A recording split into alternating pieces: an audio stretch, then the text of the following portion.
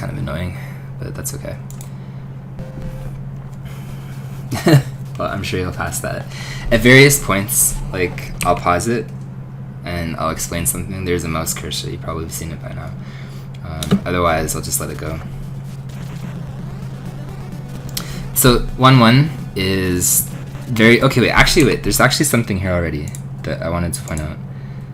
So this ledge, people as Batman kind of started like becoming really optimized. They skipped it. Like, it's entirely possible to like jump over this ledge and be okay. But what people started doing was they literally jumped over the ledge. They would save like 0.1 or 0.2. So recording this task, like you can see, like when Batman jumps here, I actually intentionally hit the ledge only a little bit. And the reason for that is because you need to waste a little bit of time, and this is like one of the only spots that you can waste time, that later on when you get to the moth, he'll swoop. Because you'll see I enter the moth at like 114 or something like that. If you enter at 114, he just does not swoop. There's two patterns that you usually get. It's 2 fireballs or he swoops. And he's partially pixel based, partially global dependent. And the global portion, like you have to waste time, a little bit of time somewhere. So it turns out if you do this entire section like absolutely perfectly, he'll never swoop. So it's really great. So the task actually has some stuff in there where I'm intentionally wasting like some frames or some time, but nothing that, you know, like a human couldn't do. Upcoming here, I also hit myself just a little bit. That was also intentional, because you can fall through that pretty clean. Otherwise, everything else is like literally as you've probably seen it before. There's a frame perfect coming up, which is pretty optional actually. So the frame perfect here is you jump on this ledge, and I think you have like 1 or 2 frames, but you have to get really off the ledge right here. And then as you jump, you'll clear this without hitting it. That's the frame perfect part. It's entirely possible to substitute this, like you can jump on this block and then jump down. I think you only lose like 0.1 or something like that. But technically it's faster if you do that. And down here, this is actually something that Bad Breaks did a long time ago that nobody really put into like RTA. I took it from him. Stan started doing it afterwards, but there's a 2 pixel window that you can throw the battering right here and right here. So as it comes down, it loops. This is the fastest way to run past the ninja. There's no faster strat, it just leaves him behind. But the battering window to do that is 2 pixels, I think.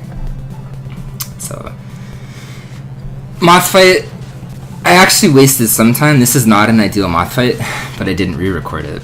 So I could leave at like 1.27 or something, but I didn't re-record anything yet, so I'll do that later and actually make like more frame perfect inputs.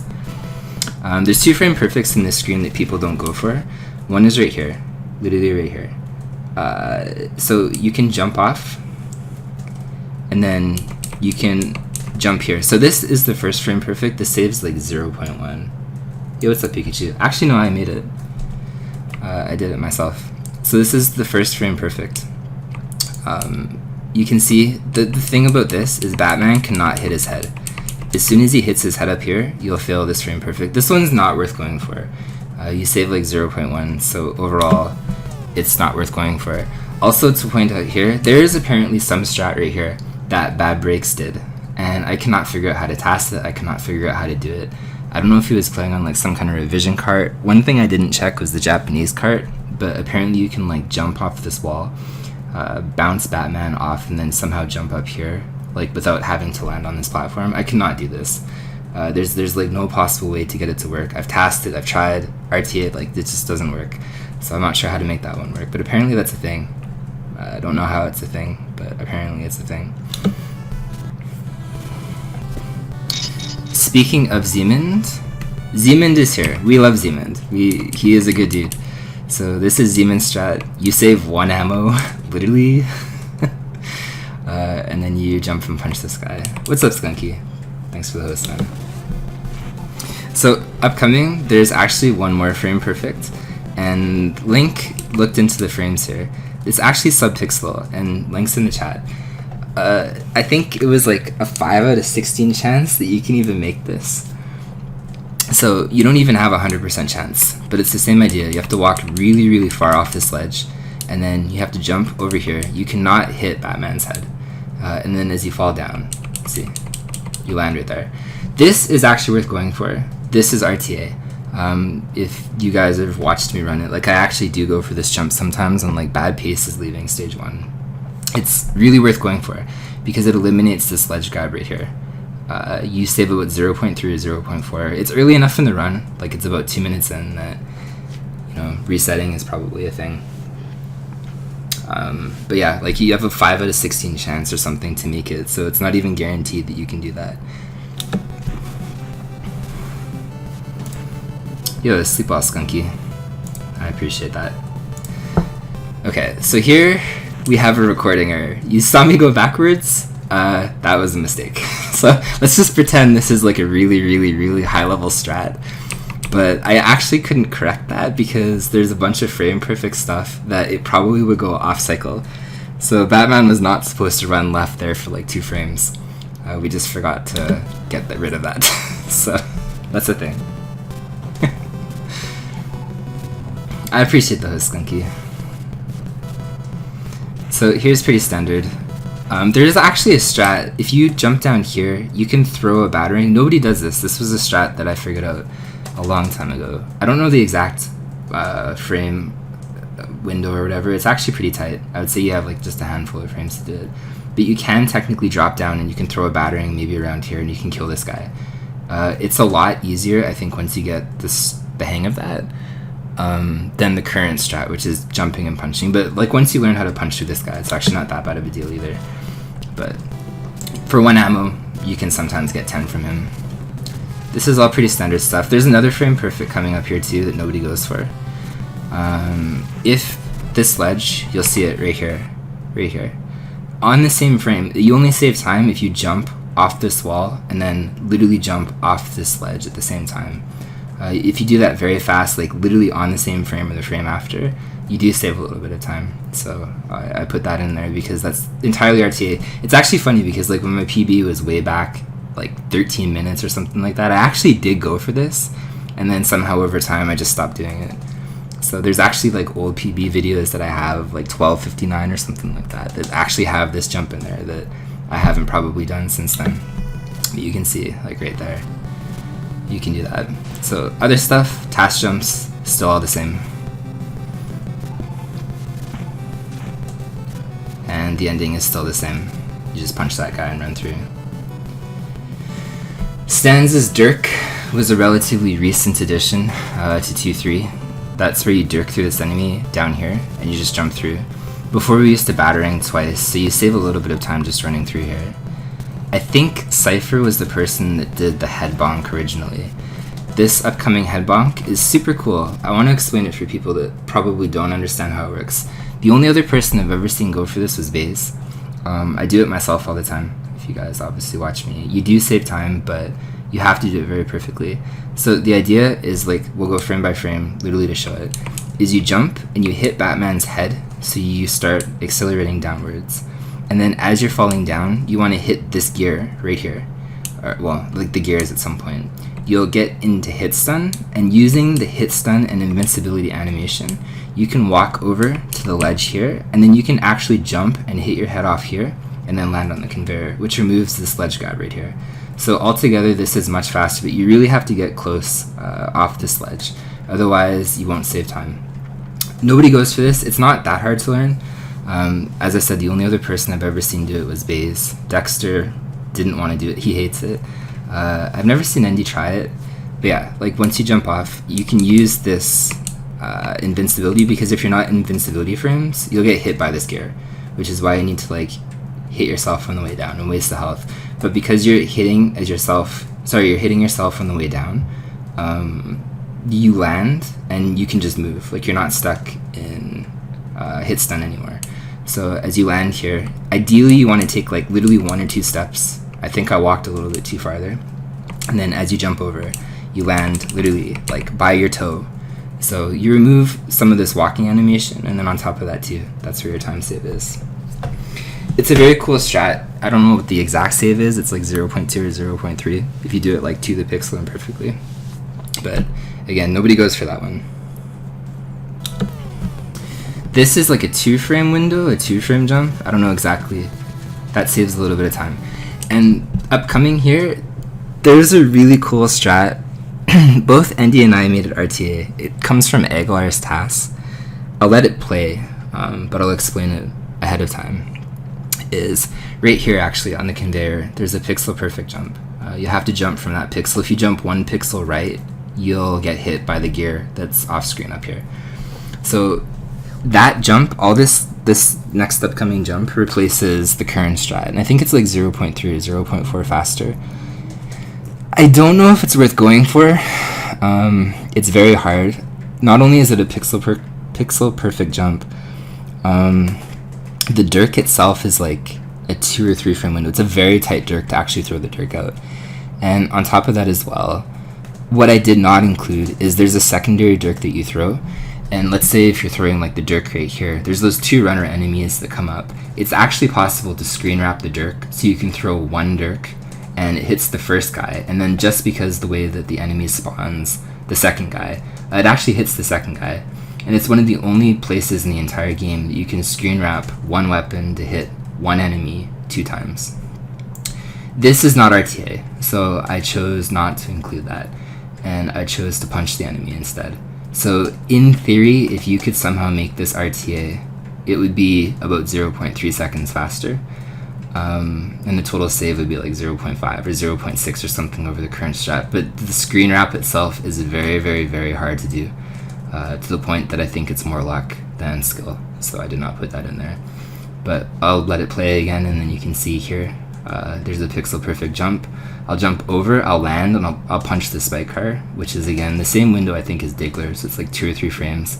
And then from there's a jump into the dirk, which is, again, it has to be like a 2 or 3 frame window or something like that. From there, the rest is actually not that tight. It's just those 3 things and movements that make that a very hard strat that I saw Andy could do. I could do it myself. I don't think anybody else has ever tried it, but yeah, you'll see, literally.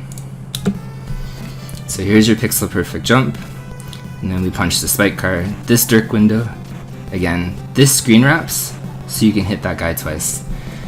But as I said, I chose to punch him instead. So we enter at 3-3-3, that's the God pattern. This means 2 low shots. This boss fight, I intentionally did kind of bad. I had to waste some time, otherwise I wouldn't get RNG. And there's also a 1 cycle here that I did not go for, because no matter what, if I got that 1 cycle, I got bad RNG. Like, I had to wait 0.5 seconds here on Zeman's hopper manipulation. So this way, the RNG lined up. I get the best RNG on this screen. There's something that I want to explain here too. So for people that have watched me run this, these 2 spike cars in the past, I would intentionally jump into and get hurt. Why I did that was you have a variance after those 2. Like if you get that pattern at the very beginning where those 2 hoppers do the exact same thing, you now have a window of about 0.3 to waste. You have to waste about 0.3 somehow. So ND, if you watch his record video, he used to anyway, I don't know if he still does it, walk a little bit and then waste a little bit of time on this pipe jump. Another thing that you can do that some people did was Zeman on this block, he would do like a stutter step. I jumped intentionally into like these 2 spike guys because wasting 0.3 means the next hopper pattern, the next 2 hoppers actually, will cycle properly for you. So the problem with my strat was it worked most times, but if you fail that 0.3 window, you have a 2 to 7 frame window to get the best hopper pattern from the 3rd and 4th one, which is a very small window.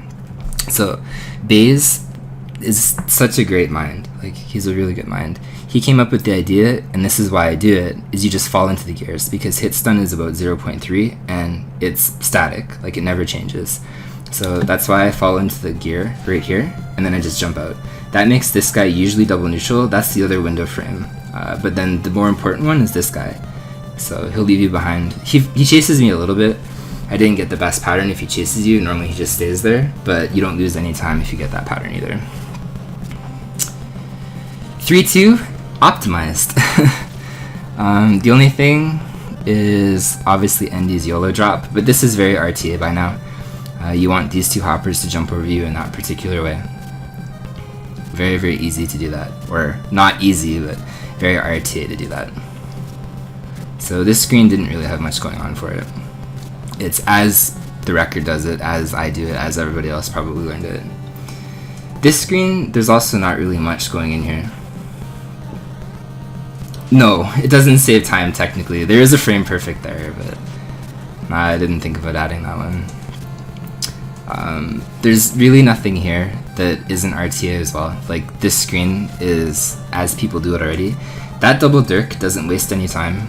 It's ND strat. It's actually really cool, but nobody really goes for that one either.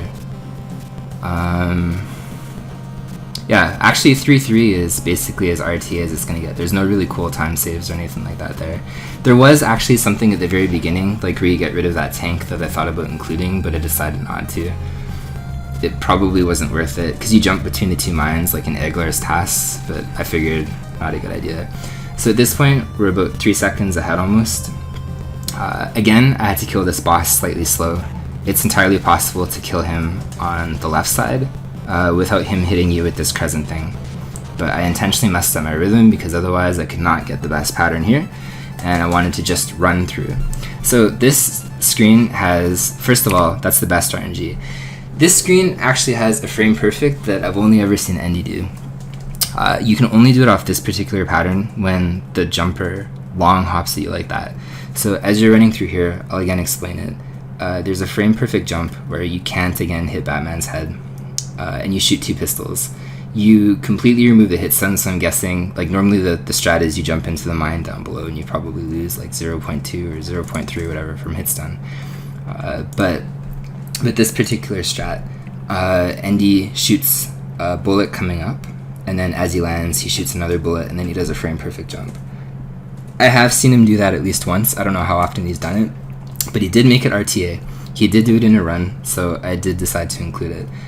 The only person I've ever seen do that is Endy. Nobody else has done it yet. But that's what this strat looks like, and it only works off that pattern. So 2 bullets, frame perfect jump across. You remove that hit stun down there. Coming up is another strat.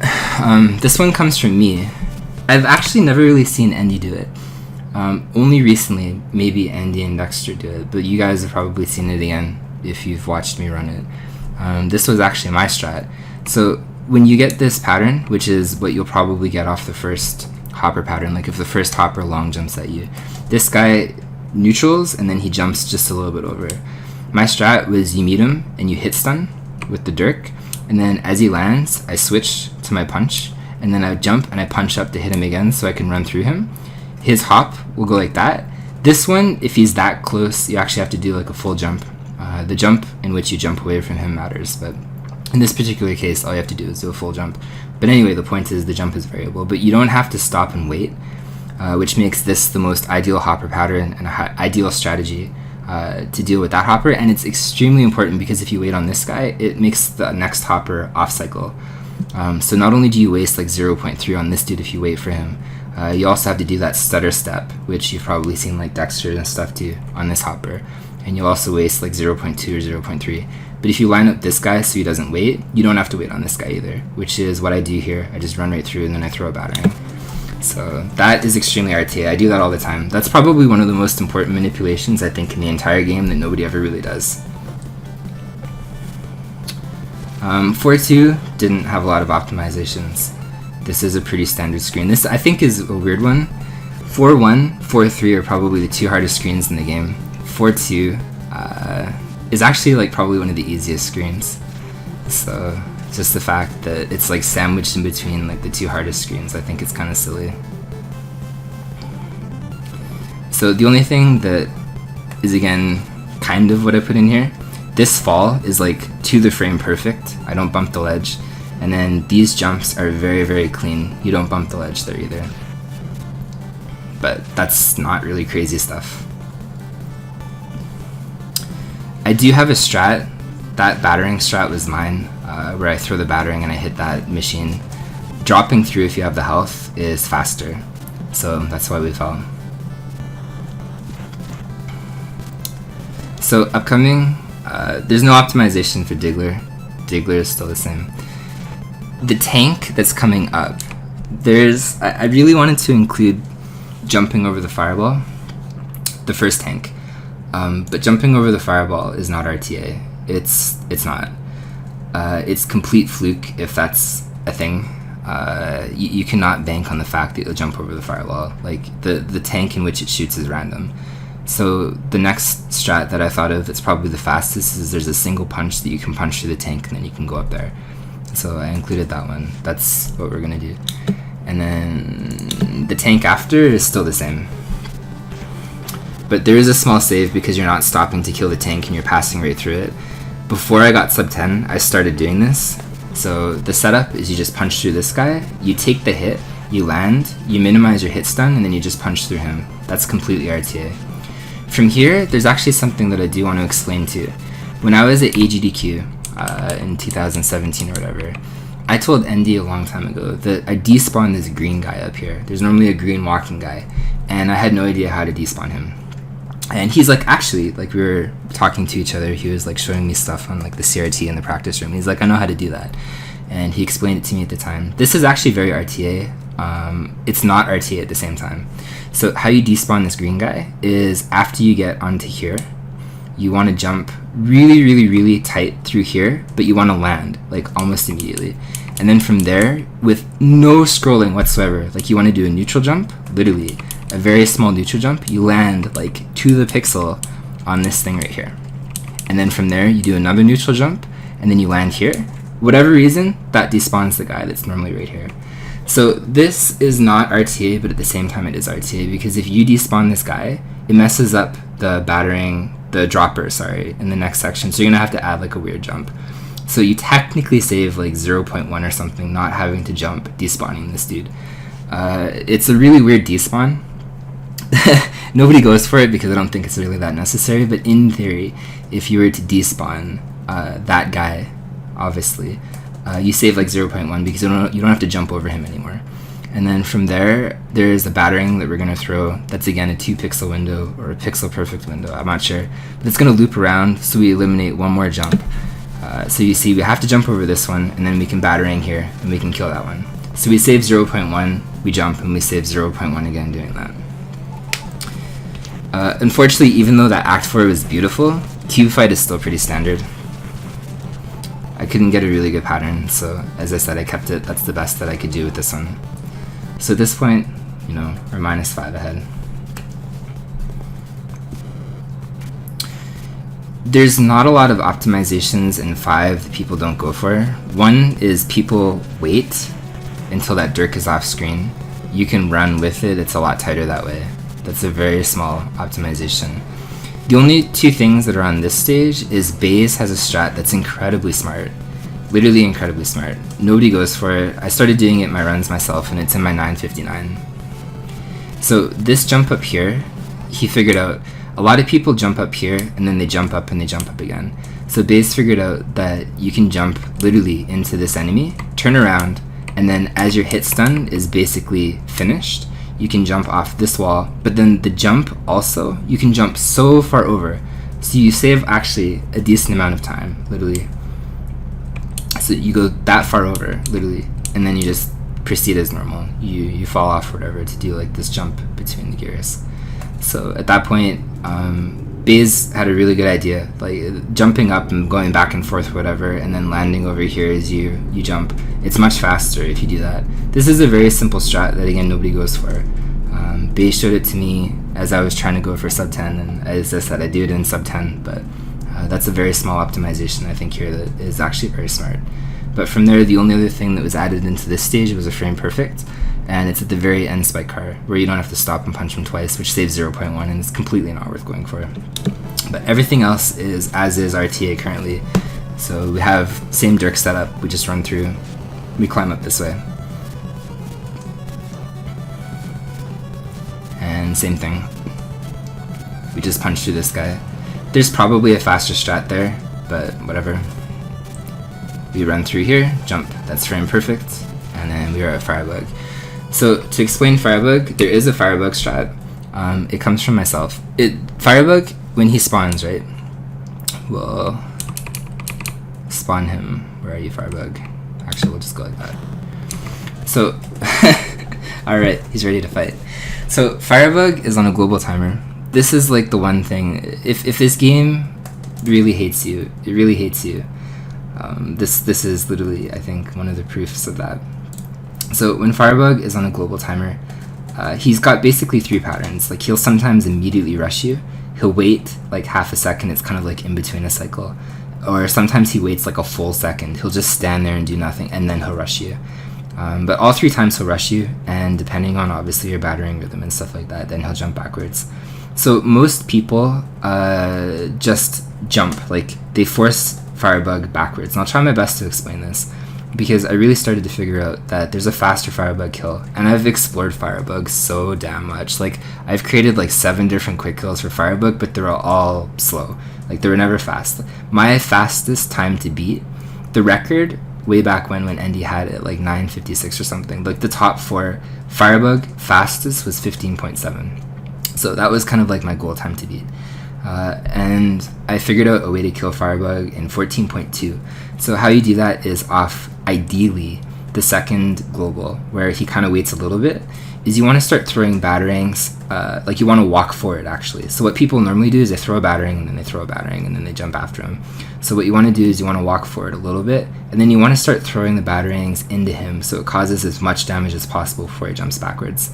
After he jumps backwards, you want to jump and hit him, ideally, and then as you land, you want to land in the pixel or the 2 pixel range where you normally do the pixel loop. That way, when he's jumping back and forth, if you time it right, his damage as he jumps back and forth will always be a constant 30 or very close to 30, which I think translates into like 7 hops or something like that. He dies, and the fastest possible time that you can kill him is 14.2 doing that. As I have explored Firebug massively, I do not think there's a faster Firebug kill. Unless you can like teleport or something to the right side, like you cannot do this faster. I'm pretty sure 14.2 is like the fastest RTA Firebug kill that currently will exist and probably will forever exist, because the problem is, like, moving him left side, you always lose like a second and a half. So that's a thing. So this is what I go for. I got 14.4 here. As I said, like, I didn't adjust anything in TAS Studio or anything like that to improve rhythm or anything like that. So this was 0.2 off the best possible Firebug that I can get, which is where the time save comes from. But that's what I do here. The rhythm goes back and forth. We land in the pixel, and then we go back and forth. You can tell by the sound as he jumps back and forth, and you can tell when he dies, because he always dies right there. So you can see 14.4. From here, Joker glitch is pretty self-explanatory. The only thing I'll pause and explain is when the lightning comes down, there's 2 kinds of Joker glitches that I don't know if people even are aware of. Most people visually time it, so when the lightning comes down, there's kind of like that splashing effect or whatever, right? And when the lightning hits the ground there, there's 3 different frames that can occur. So you can have it like the first lightning strike, the second, or the third, as long as it's hitting the ground. It's like a 2-frame window or something like that. There's actually frames in the sky where you can hit the Joker glitch as well. Every time that you move a cycle over, you lose about 0.3. So the fastest possible Joker glitch is actually the lightning that comes from the sky. It's like, I don't know what frame it is, it's like really near the top. But you can tell that you got it in the sky compared to the ground, because if you hit it on the ground, it just fades to black. But if you hit it in the sky, that's what creates kind of like that weird fiery effect. So that's exactly what happened here. The fastest possible Joker time is 14.4, I think. And then I think I got 14.6 here as well. So it was pretty close to gold. But you can see like the graphics and stuff will freak out. And at that point, that's what causes that. So that Joker glitch was in the sky. So our final time is 9:50. Very possible human time. And yeah, I liked explaining that.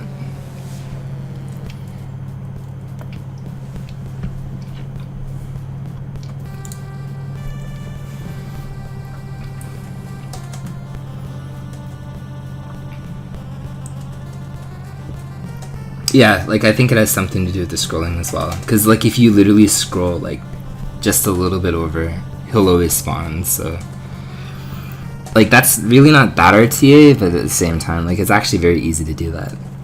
But as I said, Andy explained that one to me. So I'll probably let it cycle through one more time. This time I won't pause it like every 2 seconds, but at least that way, whatever.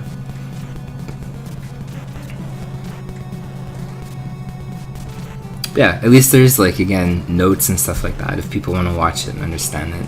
Because as I said, like, this is the first kind of like human task that I did, which is not bad, but I made it very human in the sense like all the recording was manually re-records. Like I didn't fix anything in TAS Studio yet. Like I don't have like crazy frame perfect inputs or anything. Like these are all my own inputs and stuff like that. So with kind of some luck or, you know, like some pace and stuff, like it actually amazed me how fast some of the patterns change. Like there was a couple times where like I re-recorded and I did like the Act 2 boss perfect or like the Act 3 boss perfect, and like no matter how perfect that I did it, like the RNG in the next stage wouldn't line up. So like the Act 2 boss was very prevalent of that, where Zeman has a manipulation in 3-1 that I had to wait like 0.5 seconds to do. So it was actually, I think, faster to kind of do the boss as normal instead of perfect, and then get the best RNG where I didn't have to wait at all on 3-1. And the same was with 4-1. The Act 3 boss was the same way. Killing him like literally absolutely perfect. The RNG didn't line up. So that actually presents a problem, because if I go back and I fix this in TAS Studio, I'm very curious to see if it's even possible to get 950 or lower with like God execution, like perfect flawless inputs, but at the same time if RNG will line up. Because the biggest issue with RNG in this game are the screens 3-1 and 4-1. Mainly 4-1. Like 4-1 has one really good pattern that you'll see, and at that point you're probably saving time, which is the pattern that you'll see later on again. But the other two patterns like literally cost you a lot of time. So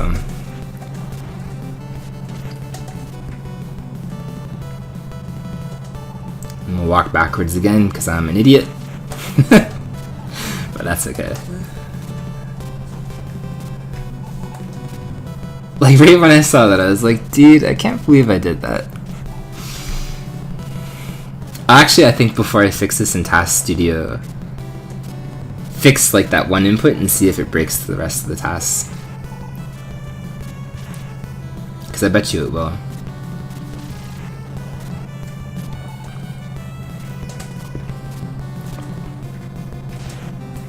So I think the best possible pace that I've ever been on was 9:53.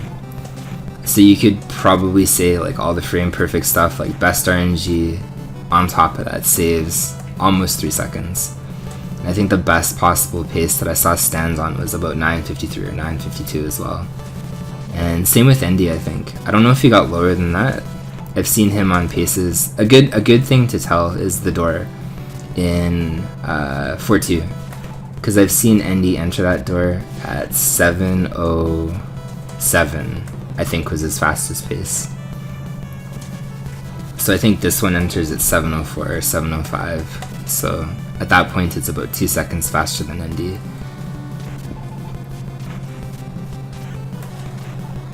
And stands.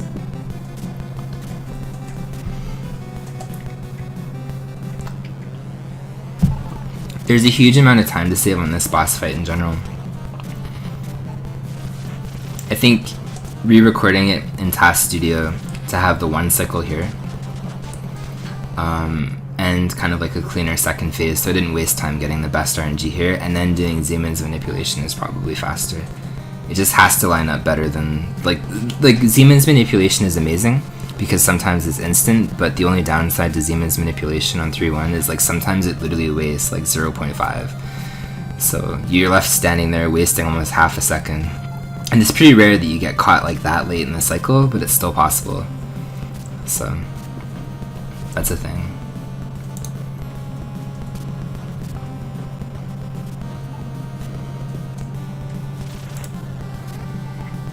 So I think the fastest that I've seen Andy enter that was 4:17. That was, I'm pretty sure, 4:17 as well. This one, the same thing. I think, I don't know the time, like I don't pay attention to this transition very well. I don't know what a fast time is. I've seen 4:49 for sure myself. I'm pretty sure I've been on 4:48 pace too.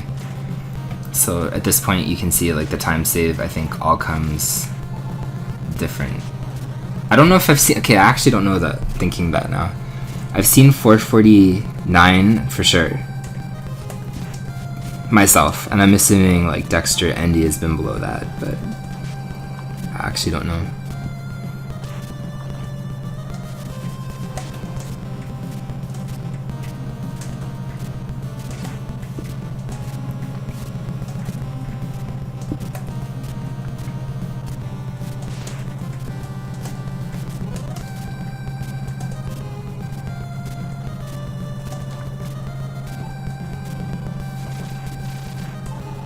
So this door right here, usually people get in at about 4:45 or so on sub 10 pace. So the fact that I think that was 5:42, or sorry, 5:45, that was about, again, 3 seconds faster. Well, you can see literally 3 seconds faster than most people.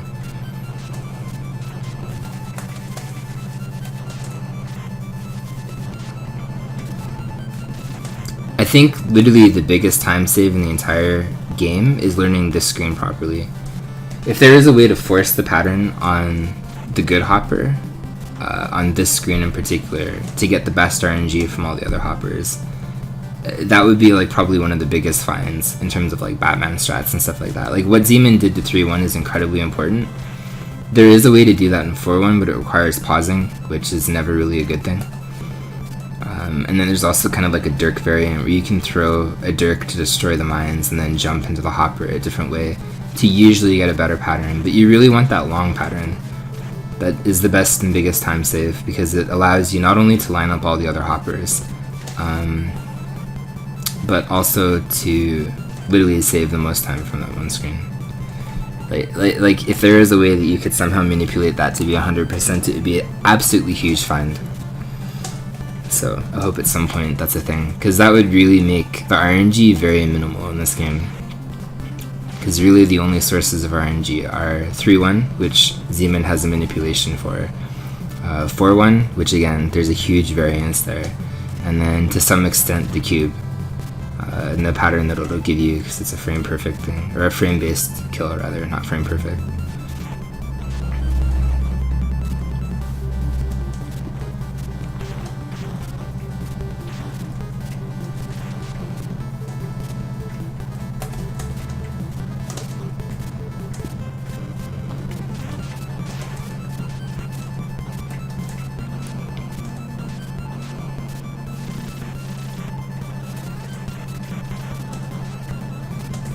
Man, I should show you like the history of that bridge thing, the stairs. It's actually pretty amazing. All the different strats that went into that. The evolution of those stairs is actually pretty cool.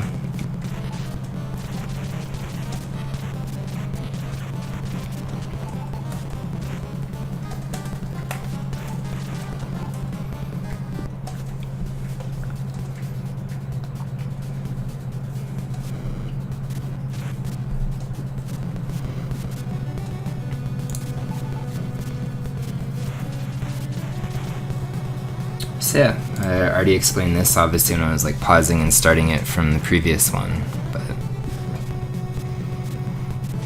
it's actually pretty surprising to me because like I ran it against my own splits just to see where time was that I could save. So obviously like I had a better Act 2 than this, but so far I think it was like 3, 4. If I gold split on Firebug, I probably would have gold split again. So like basically the last 4 splits, but this actually has a huge save in it. Just with not bumping like any of these squares and stuff coming up. There's actually a pretty amount of time that you could pull from here. It's like almost a full second in this screen alone, which actually surprised me a lot considering stuff. Because there was a gold here.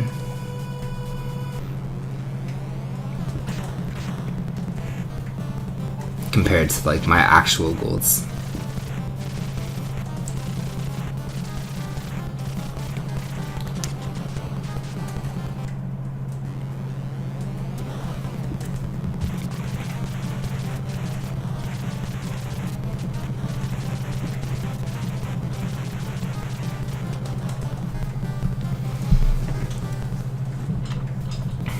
Yeah, that is that.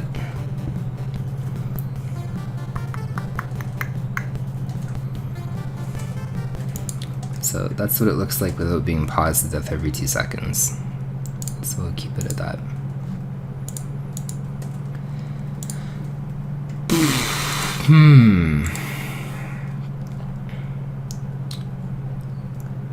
So I think from here,